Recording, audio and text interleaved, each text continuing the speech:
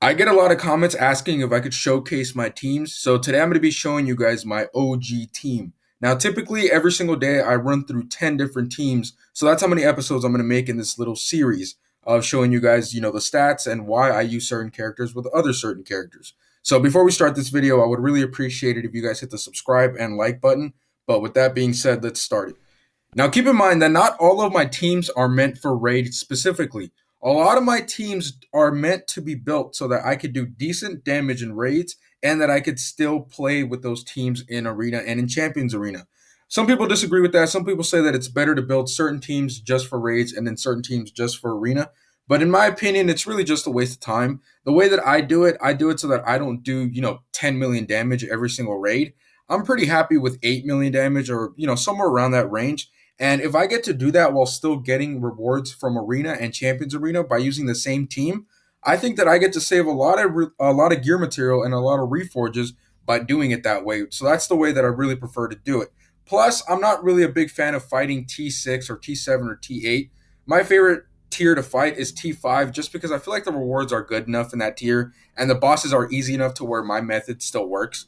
So yeah, just keep that in mind. But as I said, this team consists of OG characters. That includes Atlantean armored Aquaman, Predator Batman, and Silver Doctor Fate. Let's start off with Atlantean Armored Aquaman, as he is one of the most diverse characters in the entire game. He has a healing passive, an armor pierce special 1, a power drain and dot damage special 2, and a decently strong special 3. I don't really see a lot of gameplay of this guy in raids, and that's because he's not a huge damage dealer. I would still consider him a damage dealer, since with his passive, which heals for 7 seconds, the entire team after using a special, that is really, that's really all the tankiness you need with this character. So I would really focus a lot more on the attack stat with this guy. But it's really just up to you. I don't know. Again, you don't really need to put a lot of attack either, just because you're not going to use him a lot in raids. However, with Champions Arena and in regular arena, I really love using this character, especially his special 2, since it power drains.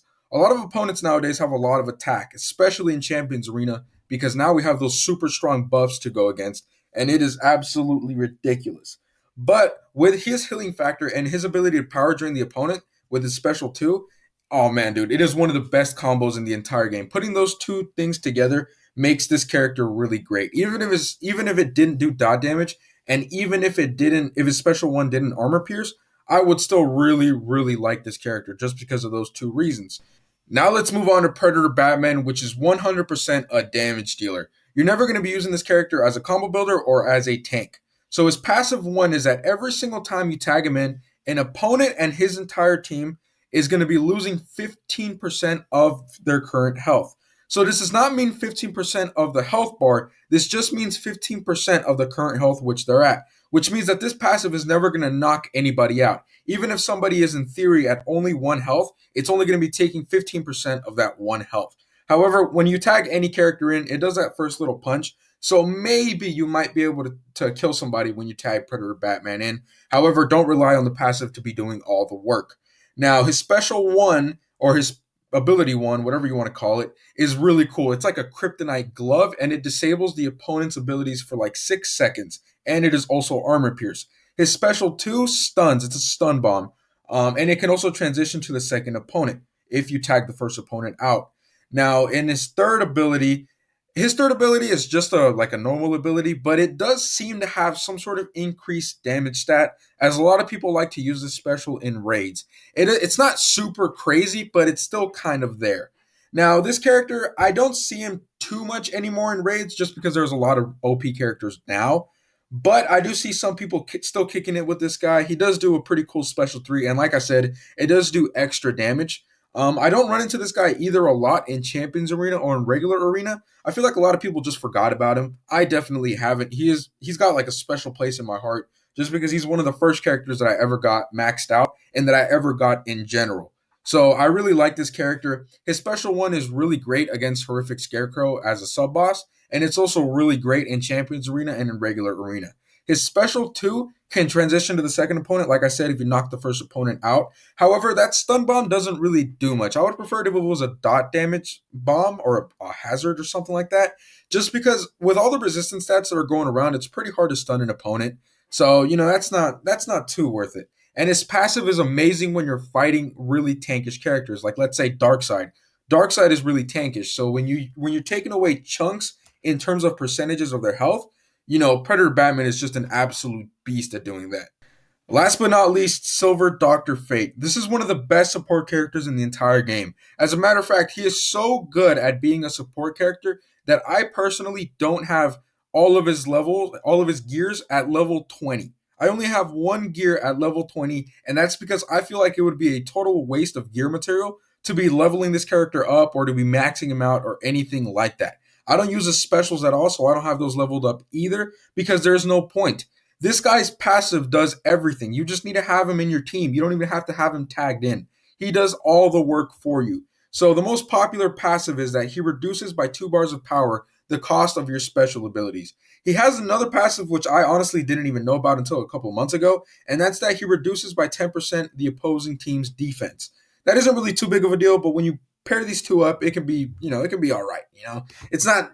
If they were to take that off, I wouldn't even notice. All I care about is his ability to reduce by 2 bars of power your special abilities and my special abilities. He is absolutely awesome, dude. Like I said, you don't have to do anything to this character. Just get him to 4 stars or 5 stars and just have him on your team, and that's it, right? Don't waste gear material. Don't waste the gear reforges. Don't waste your credits on him. Just have him there. He's pretty like he is, bro. You don't have to change anything about him. And that's, in my opinion, why he's one of the best characters in the game. Now, obviously, you guys are watching the gameplay in the background, and it is pretty obvious once you put these characters together that they're not really meant for raids. Like I said earlier, not all my teams are specifically meant for raids. Some of them are specifically made for Champions Arena or regular arena. And like I said, when you see the gameplay, that's pretty damn obvious. The fact that I'm tagging in 2 damage dealers all the time, that's really not a thing that you do in raids. What you normally want to do in raids is you just have one character that is really, really maxed out, and you'll tag in a combo builder or a tank every once in a while to get your combo meter up and to also get that extra bar power every single time you tag them in. Now with this team, obviously I don't do that. All I care about is taking enemies' healths away. That's all that matters with this team. All right, between Atlantean Armored Aquaman Special 2 and Predator Batman Special 1, I never lose. I never lose with this team. This team is that OP. It is super, super diverse. The ability for Predator Batman to be absolutely destroying the enemy team's health by not really doing much is awesome. And when you pair that with the healing factor of Atlantean Armored Aquaman and the awesomeness of Dr. Fate and also, the Power Drain Special 2 in Atlantean Armored Aquaman, the enemy team doesn't stand a chance. It is really rare for the enemy team to really beat me. I don't put this character in my defense for Champions Arena because I know the AI won't play it as the same way that I play it as. For me, the most important thing of this entire team is Atlantean Armored's Aquaman's Special 2. That is the first special that I will use in almost every single game I play. And that's because even though it costs me 4 bars of power and Predator Batman's Special 1 only costs me 2, Atlantean Armor Aquaman Special 2 lasts for quite a while, and if you're constantly tagging characters in, you're going to get power bars like crazy. So for me, it's always better to be safe using Atlantean Armored Aquaman Special 2 first, rather than just jumping the gun and trying to kill opponents like they're nothing with Predator Batman. So that's normally how I use this team. In the background, obviously, like I said, the gameplay, you guys can see how I specifically use this team in certain scenarios. Very rarely will I switch out Dr. Fate for Power Girl unless I really feel like the enemy team that I'm going to fight needs me to have Power Girl. Like if they have like super high chunks of health, or if I need Power Girl's lasers, they do like dot damage. If I need those, then I'll tag in Power Girl. However, that is super, super rare. This is normally how I run this team, and it's also because Power Girl, I need her for another team that I use, which I'll go over in another episode. But yeah, this is basically the end of the video. That's, you guys are, obviously seeing how my team is working. I don't really need to explain anything. I'll let the gameplay speak for itself if you really don't want to hear me talk. But yeah, that's pretty much it. I hope you guys stay safe and stay clean.